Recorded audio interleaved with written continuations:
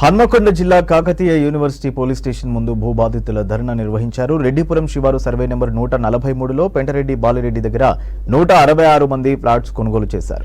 అదే survey number భూమిని తన భార్య కమలకుమారి కీర్తికి బాలిరెడ్డి కుమారుడు ప్రతాప్ రెడ్డి గిఫ్ట్ రిజిస్ట్రేషన్ చేశాడని ఆరోపించారు బాధితులు. పోలీసులకు 80 సార్లు ఫిర్యాదు చేసినా పట్టించుకోవడం లేదని మండిపడ్డారు. తమకు న్యాయం చేయాలని డిమాండ్ చేశారు బాధితులు.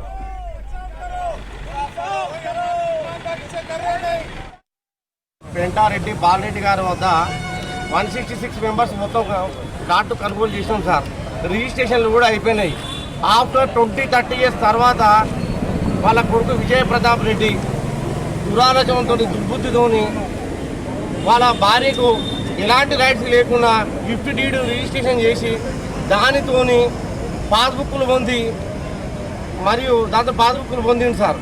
పొందిన తర్వాత పెంటారెడ్డి బాలరెడ్డి జర ఉత్తముడు కావున ఇది తప్పు, ఇది మేము ఆల్రెడీ అమ్మేసినాము, నువ్వు చేసుడు తప్పు అని చెప్పింది సార్. చెప్పి అది ఆర్డీఓ కోర్టు ఇస్తే 2009లో వాళ్ళ పాస్బుక్లు ఆర్డీఓ గారు క్యాన్సిలేషన్ చేసారు సార్. ఆల్రెడీ 2009లో క్యాన్సిల్ అయినాయి.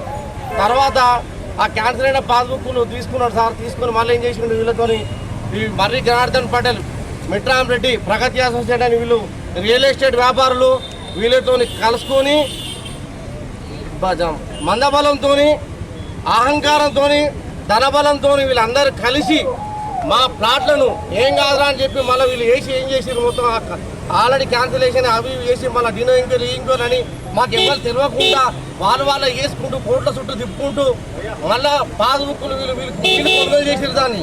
దీన్ని కొనుగోలు చేసి అన్ని అక్రమ పత్రాలతోని మొత్తం తోటలు అన్ని అనుమతులు పొందుతూ మాకు ఇబ్బందులు గురి చేస్తున్నారు. 82-83లో మేము కొన్నాయి ప్లాట్లు. మన పెద్దోళ్ళు మనకి ఇచ్చిన వాళ్ళు వాళ్ళు వెళ్ళిపోయారు.